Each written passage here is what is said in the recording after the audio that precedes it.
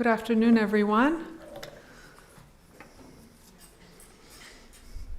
My name is Dina, and I'll be your MC for this afternoon. I'll start with some housekeeping points, followed by some acknowledgements. If I could please ask that you put your mobile phones on silent or turn it off, I would appreciate that. For those of you who are new to the center today, we have some facilities through the corridor, through that door, just in the corridor there. We have 2 exit doors in case of emergency. The meeting point is at the oval across the street. Now to begin with acknowledgements. I'd like to start by acknowledging that we're meeting on Noongar land today and to pay my respects to the traditional owners of this land and their elders, past and present, and to their cultures. I'd also like to acknowledge our sponsors today. Our first sponsor is Headspace, an Australian non-profit organization for youth mental health that was established by the Australian government, along with our second sponsor, the Melville Baha'i Community. A very warm welcome to you, the audience here today, and on those of you on live stream who have taken the time to join us in person and online. Welcome. I would, of course, like to acknowledge our 3 wonderful presenters who will share with us some of their professional and personal insights on this topic. The format of this event is such that each of our speakers will be asked to speak for 10 to 15 minutes, and then we will open the floor to questions from the audience. Today's event is part of a series of mental health and well-being forums where we explore relevant topics with the help of expert panel members. Baha'i communities all over the world are working to engage in social discourses on topics that are impacting our communities and society at large.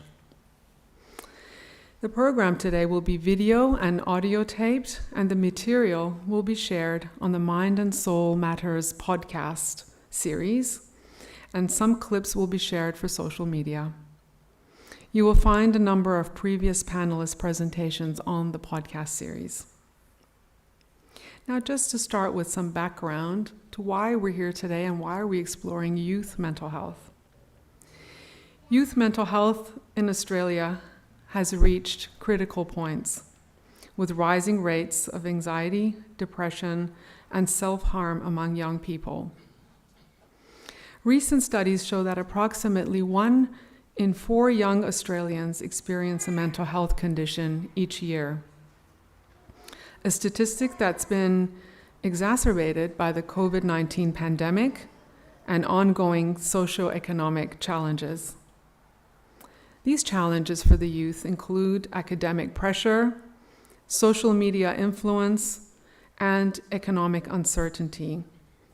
All of these leading to intense feelings of stress and sometimes isolation in young people, particularly those facing additional disadvantages. While mental health awareness has improved, many young Australians still encounter systemic barriers to accessing care, and stigma and a lack of mental health literacy continue to deter young people from seeking help. The Australian government and mental health organizations have responded by increasing funding for mental health services and rolling out initiatives like early intervention programs and youth-specific resources such as Headspace. However, we need a concerted effort for all of us to help educate ourselves to what resources and supports are available for prevention and interventions to reverse this trend of declining mental health in Australia's young population. So with that background, I will now introduce our first speaker, Ms. Sarah McFarlane. Sarah is a registered psychologist who graduated with a Master of Psychology from Curtin University in 2011. Sarah chose to devote the next few years after graduating to being a full-time mom of 3 beautiful children. In 2019, Sarah began working in private practice in Geelong where she provided therapy for children, adolescents, adults, and couples.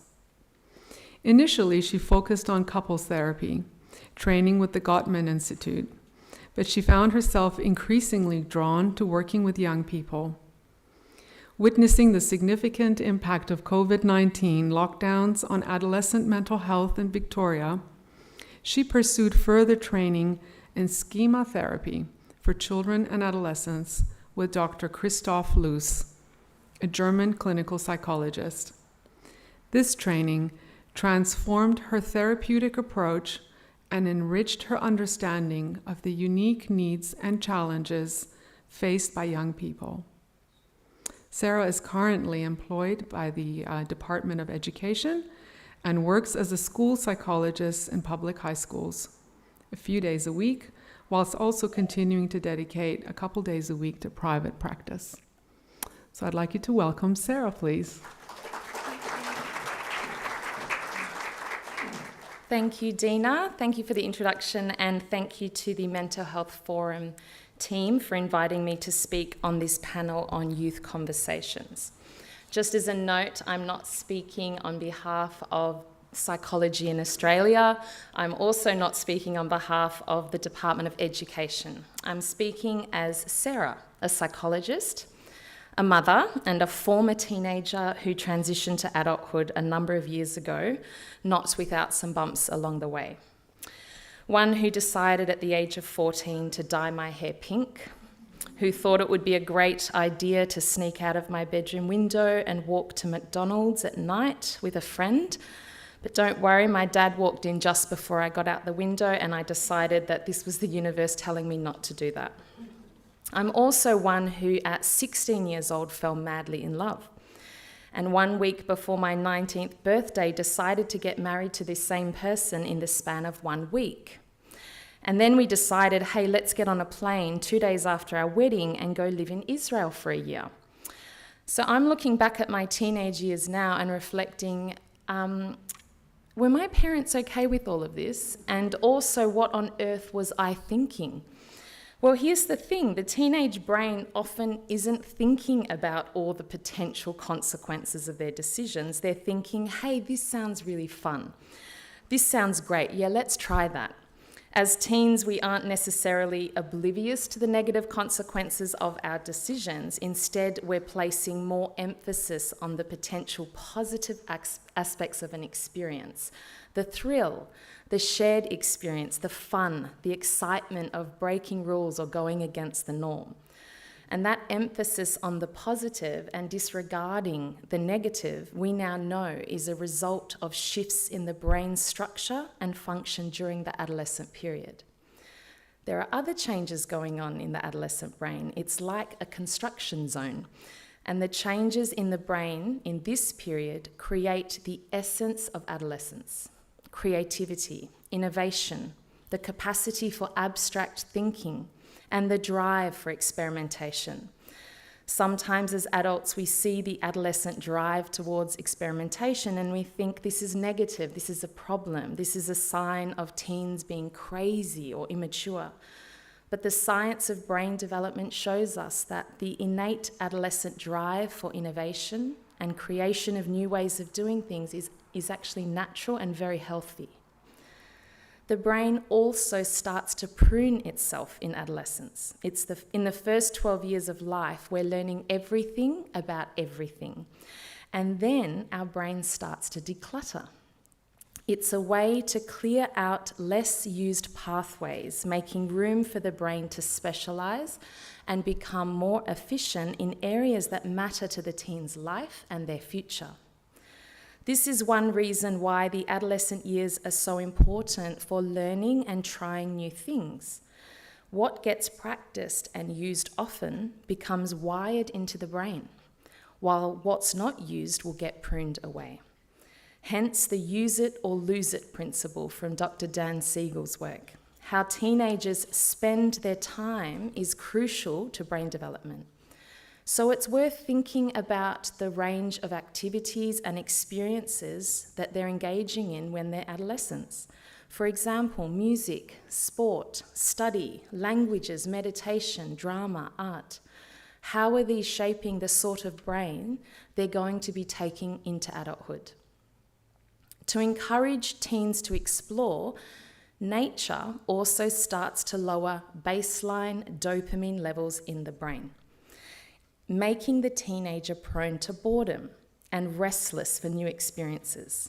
Novelty, excitement, and even risk release dopamine, which can push them toward activities that may seem reckless, like me deciding it would be a great idea to organise a wedding in a week.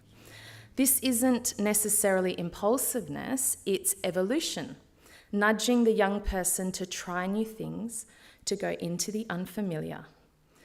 They may not fully weigh risks because they're wired to see the exciting, positive side of things first. As caregivers, we should recognise this drive for novelty and encourage them, but also we have to ensure there are safe outlets for this. From a developmental perspective, adolescence centres around what Erik Erikson called the identity versus role confusion stage. Between the ages of 12 to 18, teenagers are grappling with who they are, who they want to become, and how they fit into this world. It's a time when they question family rules, they develop new interests, and they crave independence, which can then lead to tension at home as parents wonder, how do we support their growth while keeping them safe? Or how do we guide them as they form their own identities?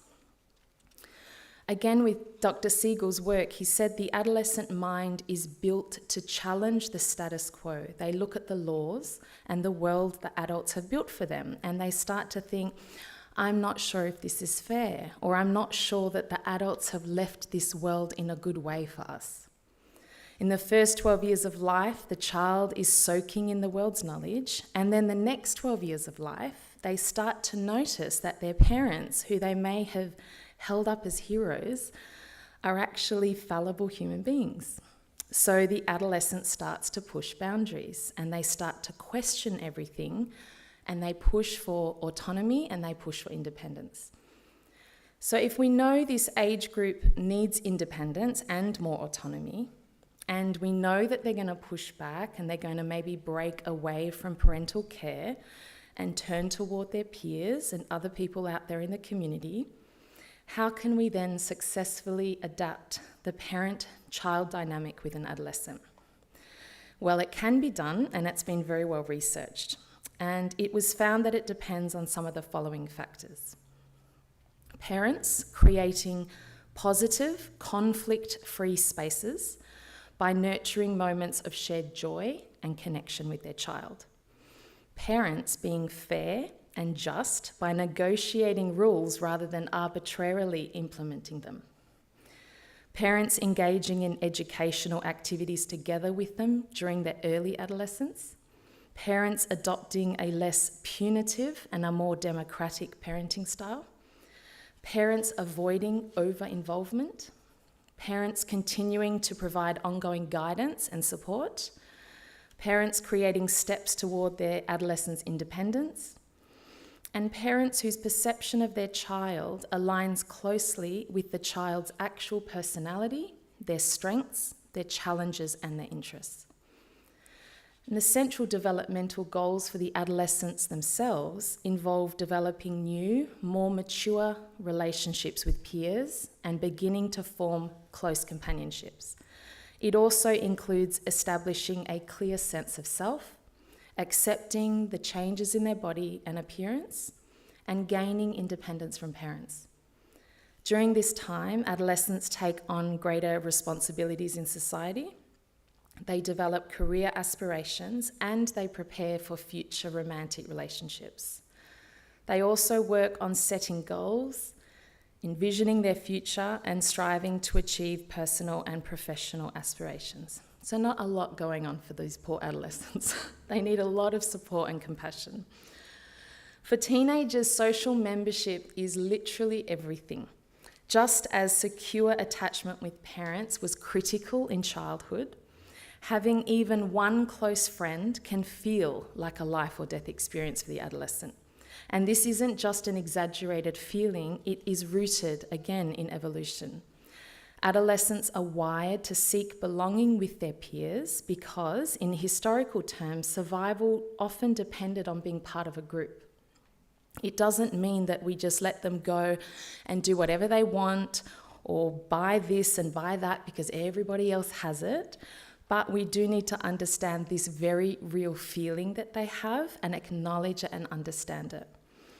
FOMO is definitely very high during adolescence, and this gradually becomes phobia as you hit my age. And for those who aren't familiar with the acronyms, FOMO is fear of missing out, and phobia is fear of being involved. This intense need for connection and belonging during adolescence has a downside, and that is that membership can often take priority over morality. And this is what we know as peer pressure. Sometimes the drive to fit in can override a young person's sense of morality. They may sacrifice their values for acceptance. And it's a downside of this natural process. And as parents and caregivers, we can help by fostering open conversations with them, supporting them in navigating social situations, and helping them to stay true to their morals and values. But a lot of the time, parents will say, they don't speak to me.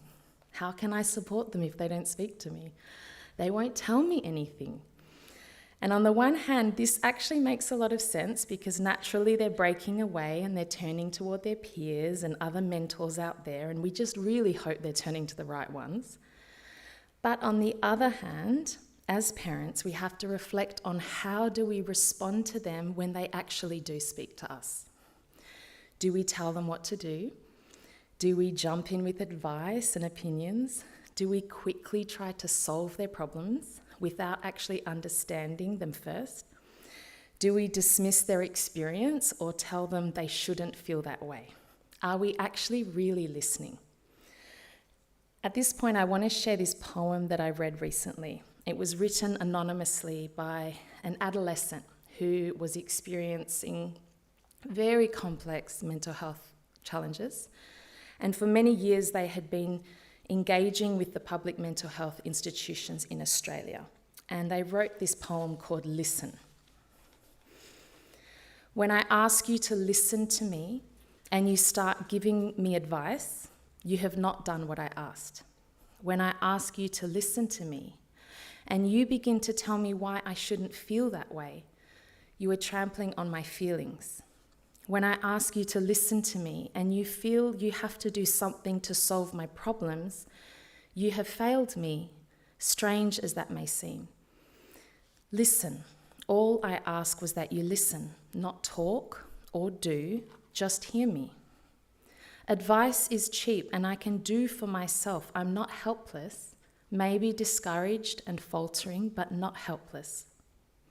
When you do something for me that I can and need to do for myself, you can contribute to my fear and weakness. But when you accept as a simple fact that I do feel what I feel, no matter how irrational, then I quit trying to convince you and get about the business of understanding what's behind this irrational feeling. And once that's clear, the answers are obvious and I don't need advice. So please listen and just hear me. And if you want to talk, wait a minute for your turn and I'll listen to you. So, parenting a teenager is a collaborative process. It calls on us to really listen, to tune in to what's happening beneath the surface of their words and actions. When we look beyond challenging behaviours, we can ask ourselves, what core need is this teen seeking to fulfill right now? Do they need connection and a sense of belonging? Are they seeking autonomy and wanting to feel in control of their choices? Maybe they are needing to express themselves and feel accepted and loved for who they are. Or perhaps they need a boundary or a rule to help them understand what's okay and what's not okay. Or maybe they just need a moment of fun and spontaneity to let off steam. These are the 5 core psychological needs underpinning all people. Often, underneath difficult emotions or behaviours, we find that one of these needs is not adequately being met, and it really needs our attention. And if a need consistently goes unmet, we will develop coping strategies, often problematic ones, to try and fulfill them. For example, if a teen lacks a sense of connection and belonging, they might isolate themselves or act out in ways that actually push other people away. If they feel they have no autonomy, they might rebel or become overly compliant, losing their sense of self. Similarly, if they feel unaccepted for who they are, they may become overly critical or even engage in perfectionism to try to prove their worth. Recognizing and addressing these core needs can help transform unhelpful thinking and coping patterns. They can empower teenagers to make healthier choices in meeting their emotional needs. Trauma-informed practices have helped us to evolve from the question of what is wrong with this young person to what has this young person been through. And in the field of positive psychology, a further question has been added, which is, what does this young person need to reach their potential? And we have to extend the focus from what is wrong to what is needed to now what is possible. Building the mental health capacities of young people affected by trauma requires more than just repairing psychological disorder and developmental delays. It requires both healing and growth. So in closing, we can all observe that today's youth inherit a world that is facing multiple challenges, rapid technological shifts, and deep social divisions. While humanity has more power than ever to shape its future, existing systems and mindsets are struggling to keep up with the complex demands of this time. Youth undergoing their own parallel journey of growth demonstrate resilience and a readiness to lead positive change. Although there are many negative forces and obstacles surrounding them, these forces can't diminish the tremendous potential young people hold. It is therefore our collective responsibility to create the right conditions and environments at home, at school, and in the community that allow them to soar and to fully realise their potential. Thank you.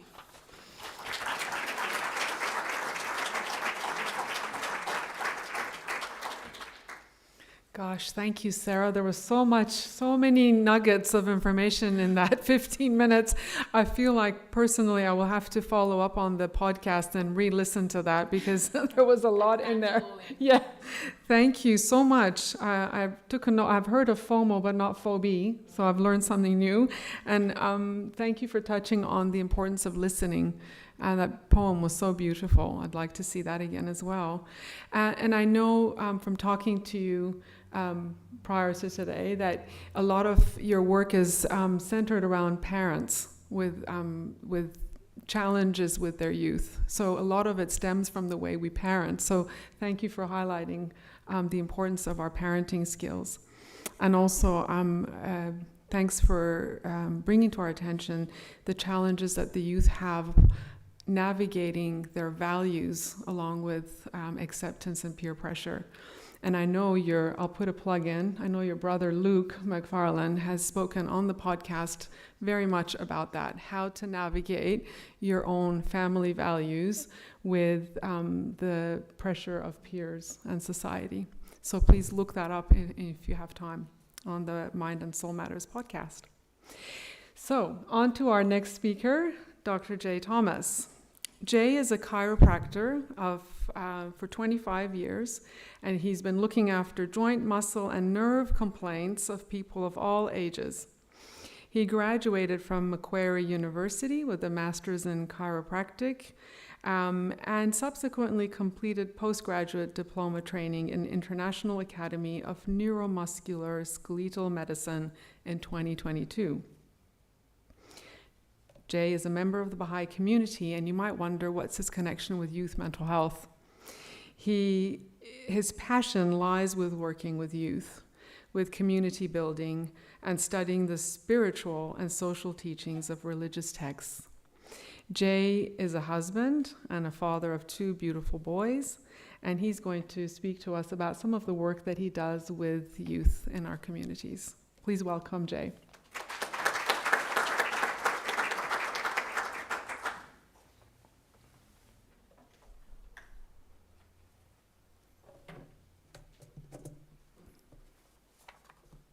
Thanks, everybody. Thanks, Dina.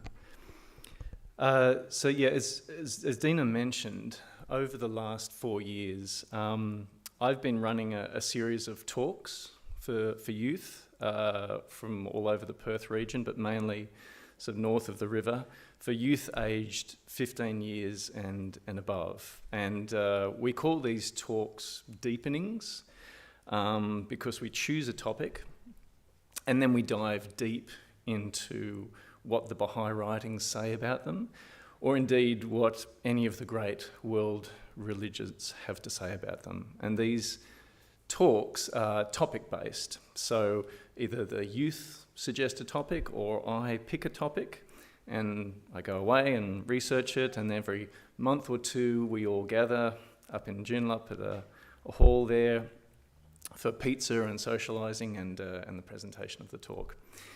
And it's not just me that's making this happen. I also need to acknowledge the hard work of the Joondalup Baha'i community, the parents up there, the youth up there that organise the logistics of the venue and the food and refreshments, and of course the wonderful guest speakers that we've had from time to time that make this happen. So thank you everyone for contributing. Now, if I just listed the 31 topics that I've covered in the last 4 years, I'm going to run out of time. So I thought I'd just pick 3 key observations that I've had from running these with the youth over the years and how I think they're important to mental health. So the first one is oppression. The second one is my starting 3 topics, the 3 topics that I think are the most important ones to start with. And the third thing I'd like to talk about is it takes a village. Okay, so let's start with oppression.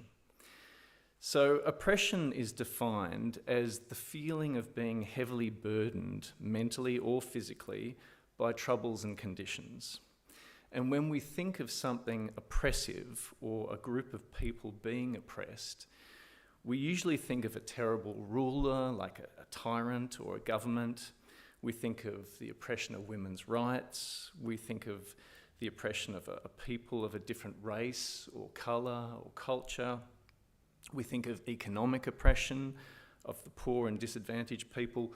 Basically, somebody or something that has power over somebody else and uses that power for their personal gain. But interestingly, Baha'u'llah, the prophet founder of the Baha'i faith, cites something else entirely as the worst kind of oppression. He says, and I quote, "What oppression is more grievous than a soul seeking the truth should not know where to go from it or from whom to seek it?" So it's clear from the Baha'i perspective that oppression, the worst kind of oppression, the oppression that causes the most suffering and sorrow, is the oppression of the mind and the soul that searches for meaning and truth. Now, a main tenet of the Baha'i faith is the removal of all forms of oppression and discrimination. So I'm not saying that the other forms of oppression aren't important, or that we shouldn't do everything in our power to combat all forces of oppression. And we're lucky that we live in a country that, for the greater part, tries to minimise those different types of oppression.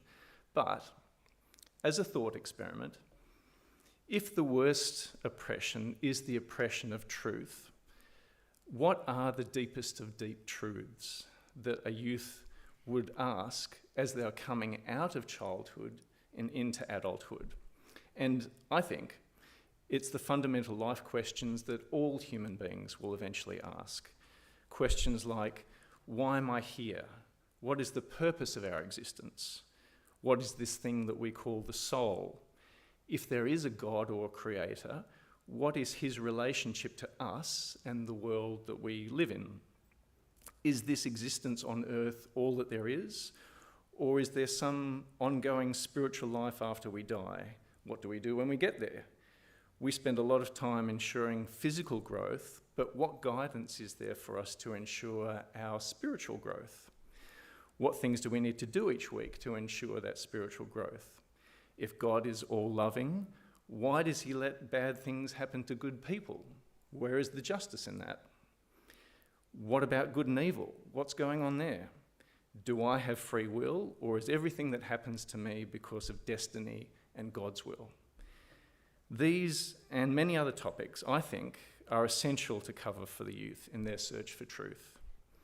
They may decide that the information provided is rubbish and choose their own path, and that's absolutely fine. But I think it's essential to give them all the information that is available and let them make up their own mind. So that leads me to my top three starting topics. And they centre around hope, purpose, and understanding.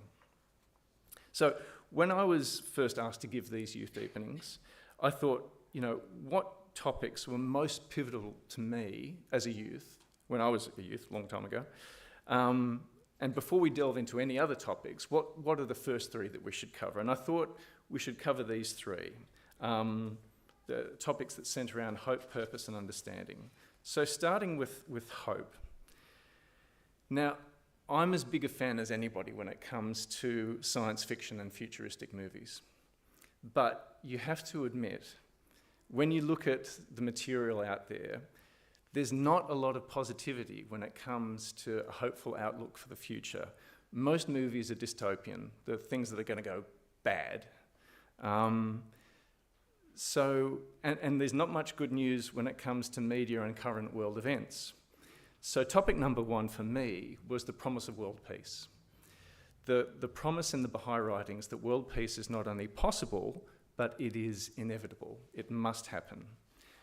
And we covered what does humanity have to do to get there? What are the stages of world peace? What are the signs that the embryonic stages of world peace has already begun? What can we do to accelerate that process? And what might a peaceful world look like? So that was topic number one, hope and the promise of world peace. Topic number two was purpose. What is the meaning of life? What is the soul? What does the soul need to do in this life? What does spiritual growth look like? Where does the soul go after we die? If we don't have a sense of hope and purpose, then it's hard sometimes to find a reason to get up in the morning. We all need that, and the youth really need that.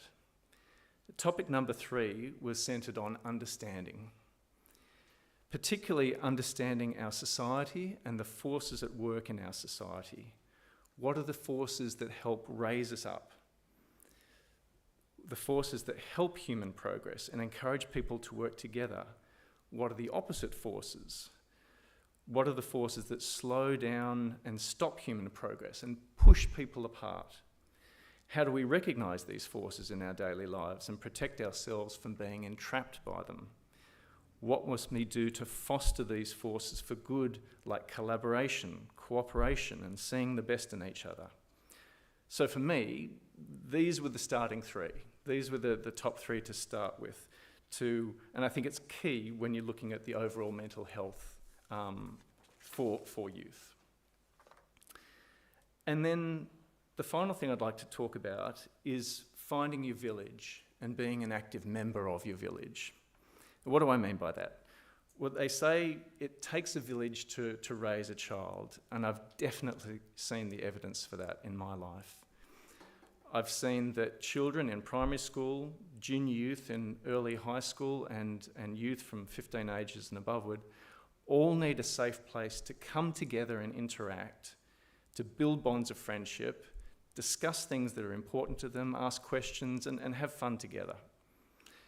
Whilst the primary responsibility of raising a child or youth will always be with the parents, the help of other like-minded individuals, each with their unique skill sets and interests, goes so much further if everybody is working together. And that's where the importance of the village comes in. So find a village that resonates with you. Speak to other youth and other parents about what has worked for them. Don't be content with waiting to answer the big questions or build the qualities in your children and youth.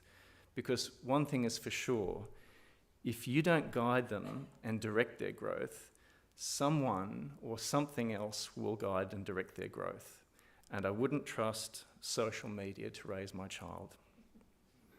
So when I was a child, and my mum and dad were looking for their village, and they found the Baha'i Faith, they said, great, we've got 3 young children. Have you got any spiritual education for children's classes? And this is a long time ago. And the community that they were in at the time said, no, I'm sorry, we don't have any classes running at the moment. We don't have any curriculum, we don't have any lesson plans, but we have this box of resources here. Good luck. And that started their involvement in the village. And 40 years on, they're still going. They've taught hundreds of kids. They've taught us, they've taught their grandchildren. So be involved in your village. But the Baha'i world community realised that to create great villages in each locality that we live, we need to be more systematic than that. So for the last 25 plus years, the Baha'i community all over the world have been learning and training how can we do better to create villages conducive to the growth of a youth. And that involves children's spiritual education after school or on the weekend. The goal of these education classes is to cultivate qualities such as love, forgiveness and justice, and help them apply these qualities to their own lives and the lives around them. Once the children have reached high school age, there's a key time of growth and development where they're aged 12 to 14. And we've come to call this the junior youth age. And the Junior Youth Spiritual Empowerment Program is a very special program that has the goals of enhancing the junior youth's power of expression, sharpening their spiritual perception, analysing the constructive and destructive forces of society, and changing their surroundings through getting them to come up with ideas for service projects and being actively involved in these service projects. And then once these junior youth are 15 years and above, there's many other programs that they can participate in to take control of their own spiritual development, give them opportunities to serve the community, especially through helping run the same children's classes and the same junior youth groups that they themselves used to participate in. So you can see this growth process where the youth are seeing the importance of paying it forward and helping the next generation. So what I'm running each month or two with my topic-based talks for the youth is only a very small part of a much larger village, a village which learns and trains and does everything that they can to ensure the full growth of these youth, physically, mentally and spiritually, as they progress from childhood to adulthood. And I might add that these talks have been so popular that now we're starting them younger. We're starting them with junior youth because the 12-year-olds, 13-year-olds and 14-year-olds want this information as well. So in finishing, unfortunately, I don't have any data or I don't have any statistics of what the mental health of the youth in the Baha'i community are like compared to the mental health in the wider community. I can't tell you what our success rates are. All these youth will be subject to the same stresses, the same life challenges that everyone faces. The youth that are involved in these activities are not immune from these challenges. All I can share with you is my observations. I see children, junior youth and youth that are engaged in a process of learning about the world. I see them having hope for the future and wanting to contribute to that future. I see them volunteering parts of their week to help support the children's classes, help other teachers, help organise and run the junior youth groups. I see them finishing high school and taking time off work or tertiary studies to volunteer a full year of their time to building community service in all of these activities. I see them building enormous potential and capacity in themselves for understanding the world, for a meaningful contribution to society, much, much more than I had when I was their age. And I see them using that capacity to make the world a better place. And I think, ultimately, that's all any parent would wish for their child to grow up happy, fulfilled, being with a group of like-minded individuals and use their capacity to make the world a better place. Thank you.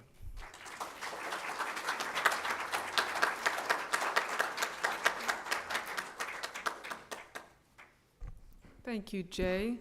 I think Jay highlighted some of those preventive type programs that I spoke about earlier. So I spoke about prevention and interventions, and some of the things you highlighted were really the preventive aspects. So the village you talk about are those support systems that are important in one's life and one's well-being. The virtue of hope, having hope is very important for our well-being and the sort of the vision we have of the world that we're heading towards. Thank you. And also all the questions you raised. Did you know that children on average ask 300 questions per day? Guess how many adults ask per day? A fraction of that, 30. So those questions are really rife in their minds, and we need to provide an environment where we can answer those correctly and guide them in the right direction. So thank you very much, Jay. Appreciate it. Sorry? Depends on the adult. Yes, it does depend on who's navigating that for them. Our final speaker is a lovely young lady, Amy Hugo. Amy will present the lived experience perspective and is a youth reference group member at Headspace Fremantle. She is a student at UWA studying neuroscience, physiology, and anatomy, and plans to pursue her studies in medicine.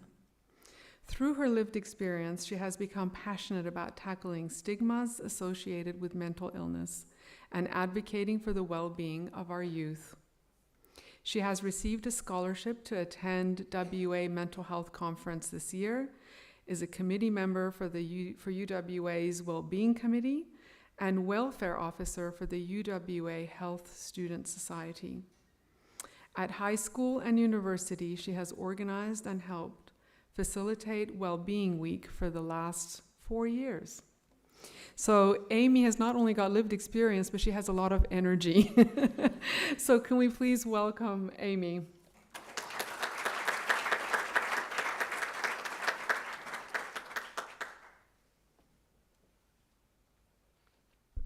Thank you.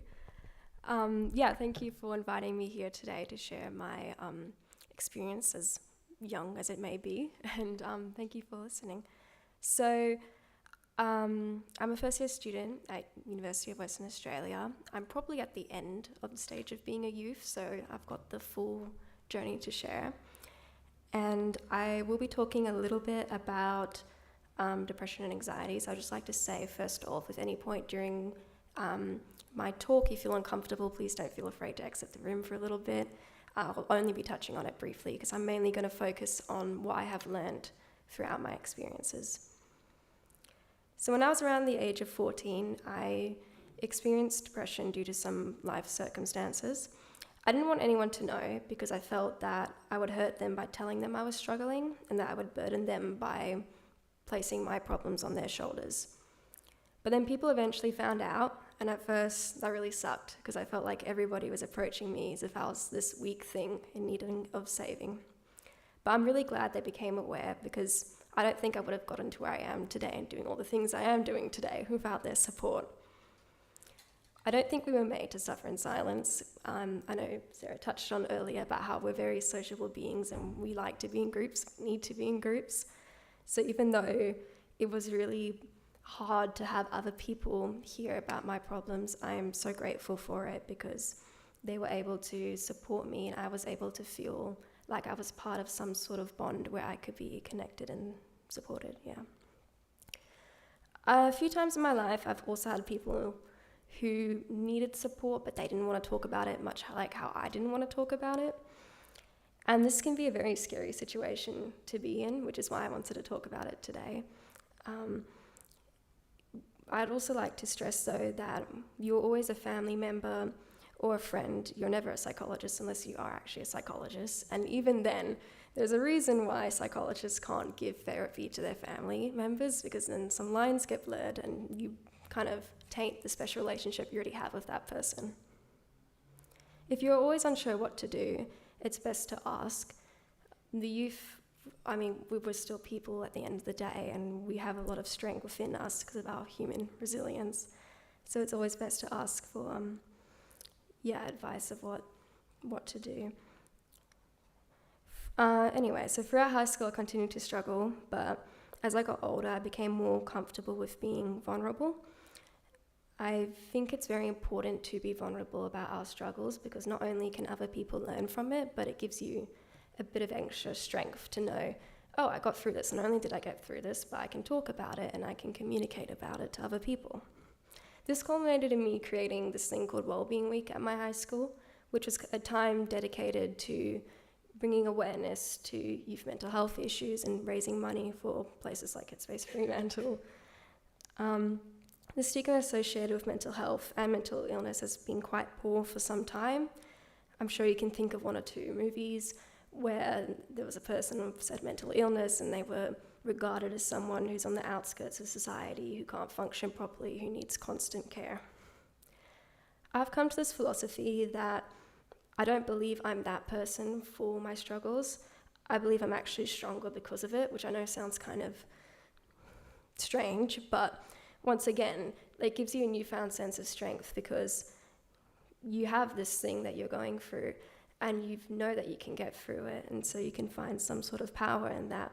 And also it's very good to reflect on your experiences because I know when I eventually become a doctor, I can ensure that I have empathy in my practice because I know what it's like to be in those positions. But even with this newfound belief, I still struggle from time to time, as we all do as human beings.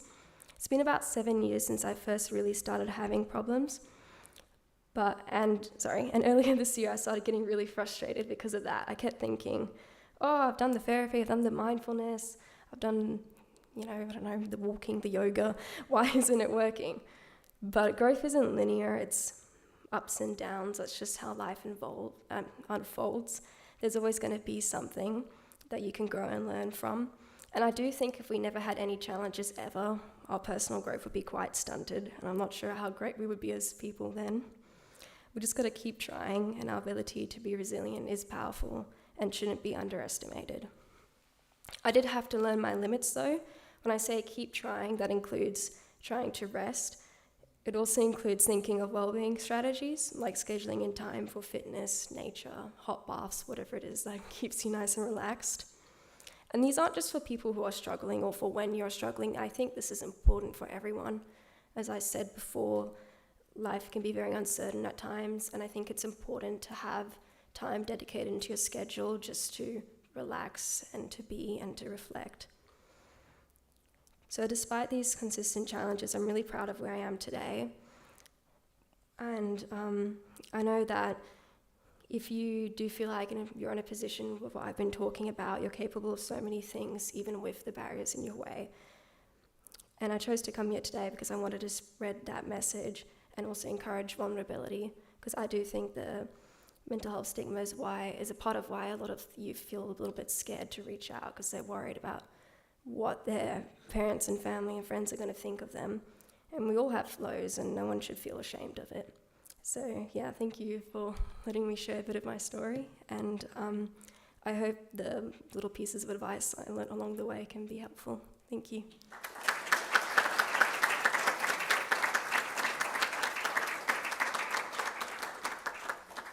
It's always so nice to have a lived experience person share their story, and it puts a lot of what we hear from the other speakers into perspective. So thank you so much for your courage to share your story with all of us. So friends, that sort of ends the formal section, and now I'm going to open to the audience for any questions that you might have for any of the panelists. And we have a roving mic that can come to you so that I can hear you.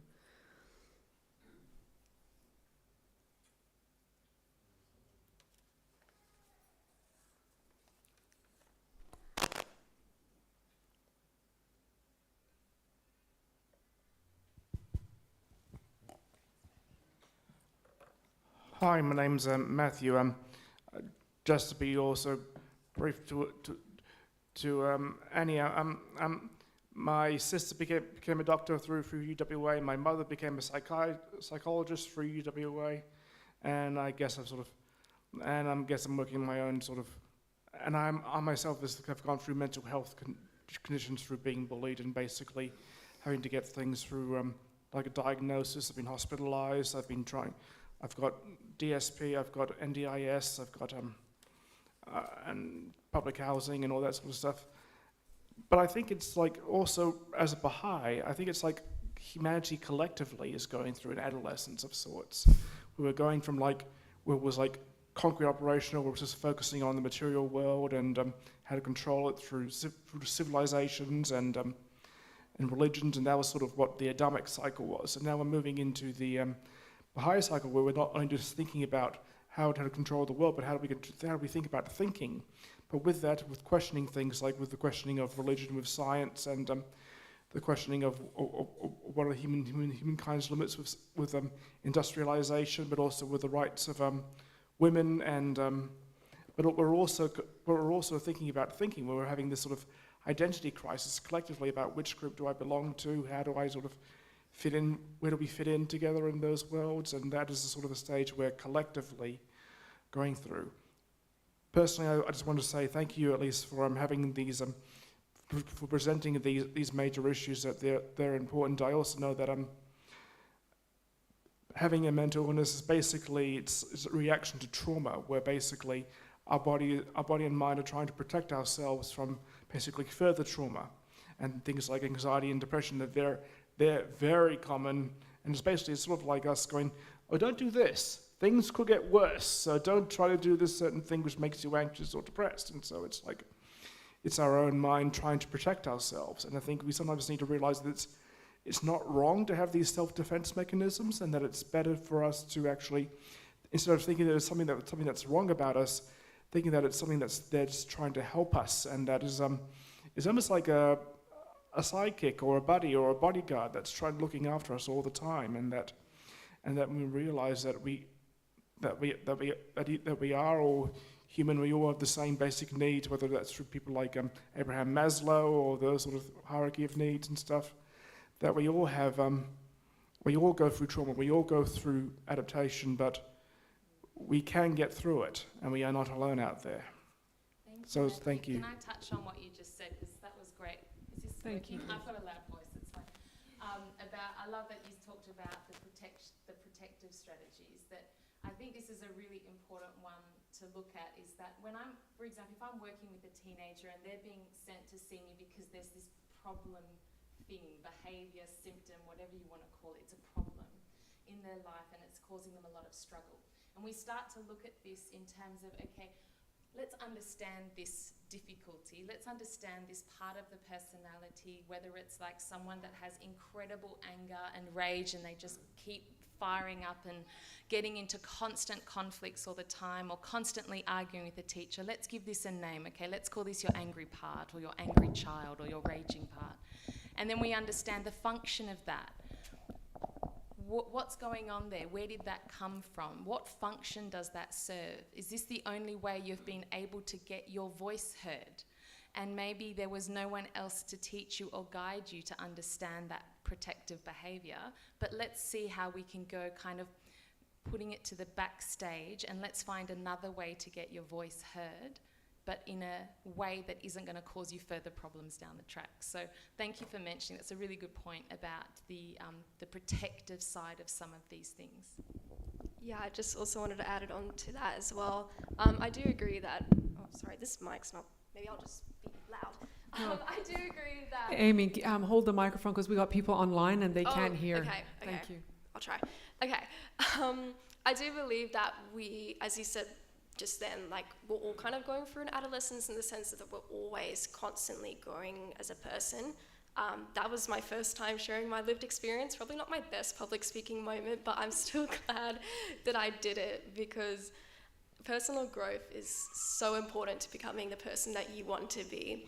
And so placing yourself in positions of vulnerability and challenge, even if you already feel like you've got challenges, is just so important to keep going and to keep getting to that position. So, yeah. Thank you. We have a question up at the front. I think you might have probably come across Brene Brown and her work around putting yourself in the arena and vulnerable, and so thanks for touching on that. Yeah. Thank you guys. It was very informative, all of you. My question is regarding social media. I guess it's part of all of our lives, and in particular our youth. I just want to know your perspective on what you think as parents, how we can navigate that to get the best outcome for our youth, in the sense that, you know, we're not, as you were mentioning, we're giving them the autonomy to some extent to be part of society, which is how they do these days. That's how they communicate, but yet have the have the restrictions around that as well. Absolutely. Great question. I think so many parents are grappling with this at the moment.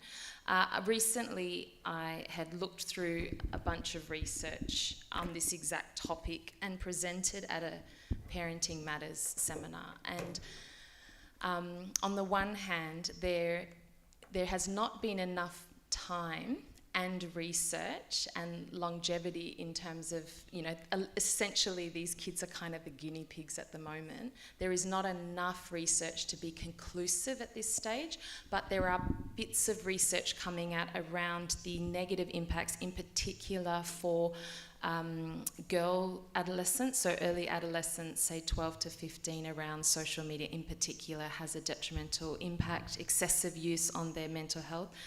I think it was something like more than 30 minutes a day. Can you correct? Collins helped me do this one. Do you remember? Was it more than 30? There was some research around that. I also know that the government is putting in place restrictions up until you have to be minimum of 16. So as a rule of thumb, I know from what I've read, from what I've also learned as an adult with a developed brain, and the impact that excessive social media use, or what we term doom scrolling, actually does to our brain, and how it causes us to start to think about things that aren't always helpful, the comparisons that come up, the I think I need to look like this or be like this, or what is it flooding our mind with? So I know for the conversation I've had with my teenager, it has been around, you know, social media will be not on your phone until you're 16. And even then, let's teach them about digital nutrition. How do we model as a parent our phone use and our social media use? How are we modelling at home? Do we struggle to put it away and not look at it? As a family, let's have a conversation about healthy phone use, the same way that we have conversations about healthy eating and exercise. It's the reality is they're going to be on social media, and there are some wonderful aspects of social media. There are some very negative aspects of social media. So we have to teach them, educate them, and then as a family understand that this digital nutrition has to be implemented and modelled.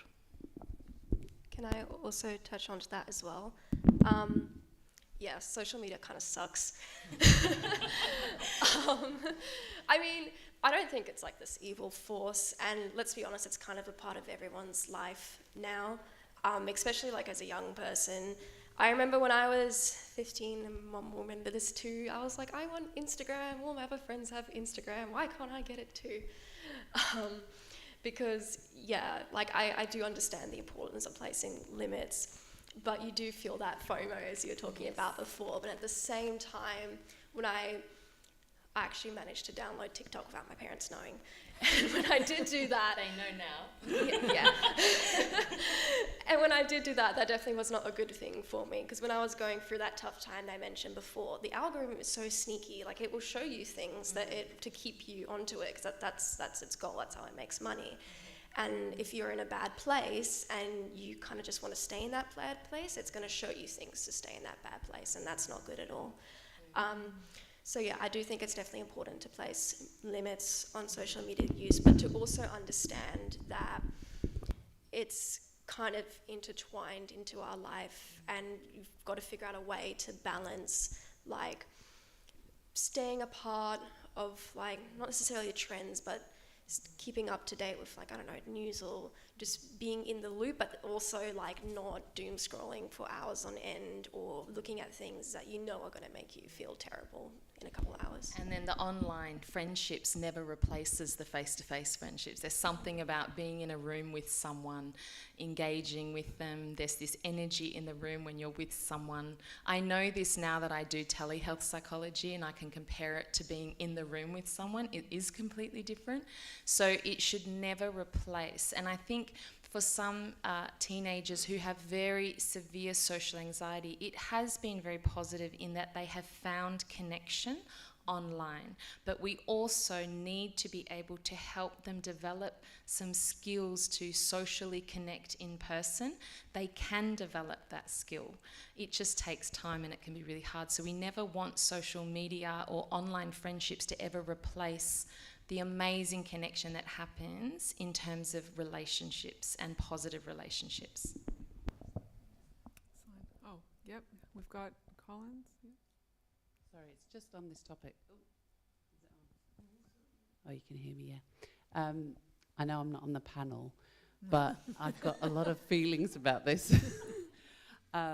Just this idea that it does become a really big topic in the homes of families that have youth. And I think the first thing is that I think we need to make sure as parents that we don't make it a tug of war where it's you versus me, but it's us working as a team versus these companies that are just trying to keep you on there. Because the kids will try and turn it into a tug of war of, I want this, you want this, let's battle it out. But it's like, no, we're actually on the same team. We're looking at the problem over there. And then the other thing is that with this new age turning 16, I think the fact that the government is legislating about it, the conversations that I've had with the kids is that it's no longer a question mark over whether this is a problem. When the government legislates on something, it means that the evidence is really compelling. So no longer do we need to wonder whether social media is harmful to our children. It definitely is if the government is making legislation across the board. It's not like, oh, for this child it's not helpful, and this child it is helpful. It's across the board. It's actually very harmful for our youth. And the last point I was going to make, which is in relation to something Jay said about it takes a village around this social media, is that my daughter was invited to go to away for a weekend, and this mum, who is a school friend, said, I'm actually going to ask all of the kids to leave their phones in a box for the entire weekend. I want them to have real-time experiences, and I want them to not be just looking at their phones the whole time. And it was incredible how all the parents were so on board with that idea. And it was just like somebody just had to be a leader in that, making a stand. Like, we all want to, but we're all afraid of, oh my gosh, what's going to be the backlash if I say something like that. But when you realize that if the whole of the parent community comes together, and there's a number of evidences of it around the country, like anecdotal stories have come up on my feed because I'm very interested in this topic, but where mums have come together and decided this is not good for our kids. And we also don't want our children to be isolated and not have a way of communicating with their friends. But if we all band together on it, it actually can really help the kids to get through this really difficult time. Anyway. Oh, thank you. think we Thanks for need sharing. It's good to hear it from parents who are actually going through it now. So thank you for sharing your experience with us. Maybe I'll just see if there's any more questions. Oh, there's one here. Veronica?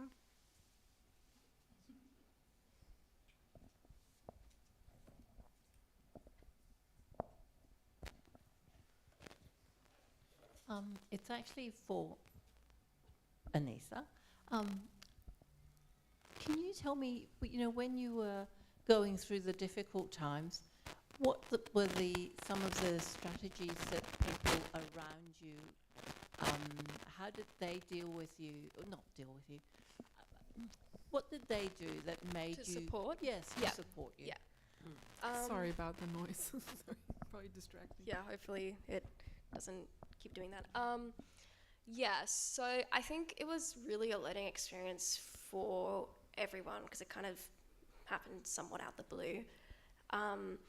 One of the things that I remember being really important was having a place where I felt safe, where I felt heard and listened to, and not feeling like I was pressured into like immediately getting better. Like I remember I felt really guilty for feeling bad because, as I said before, like I felt like I was burdening everyone around me because I wasn't well enough.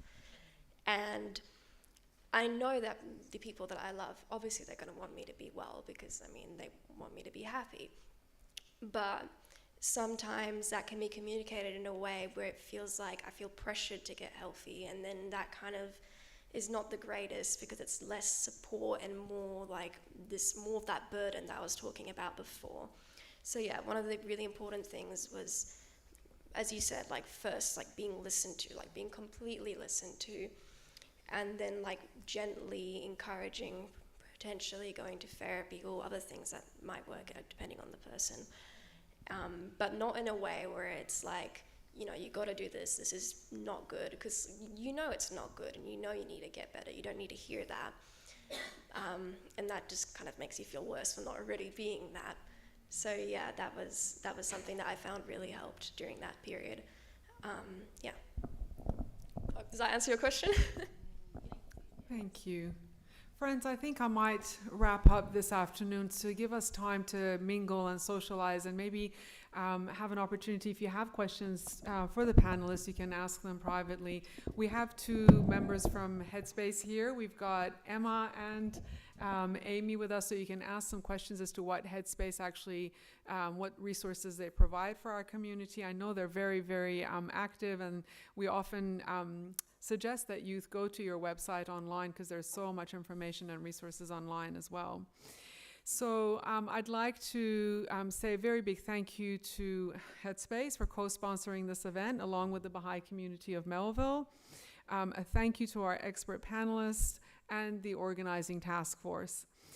If anyone is interested in continuing this discourse in a more intimate setting, we've organized a space today with the lovely Sarah McFarlane outside in the lobby area to chat with the group. So that's is 4:30 enough for you to have something to grab quickly? And Is it going to go till 5? yes.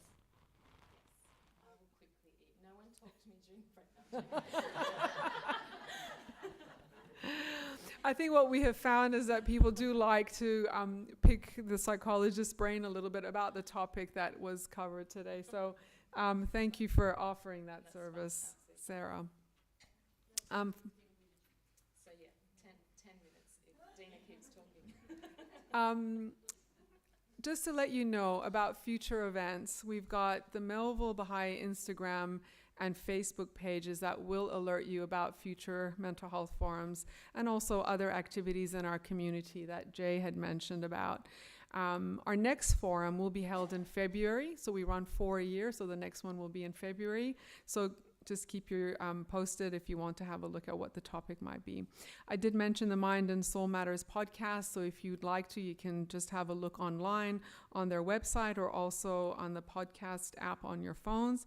And they've featured many of our previous panelists, including one, Professor Donna Cross, who spoke specifically about social media use in our youth. So if you'd like to have a look at that or listen to that. We do have a bookshop here that will be open. I think Shadi will be managing it. So that's open for anyone who's interested in having a look at the resources in our bookshop. And please join us for some light refreshments and socializing. And just a reminder that Sarah will be outside at 4:30 to have a chat to those of you who'd like to. Thank you very much to our lovely panelists and to all of you. And thank you to all those online as well. Thanks for tuning in. And thank you to our IT guys today. Thanks for helping with all the IT resources. Thank you.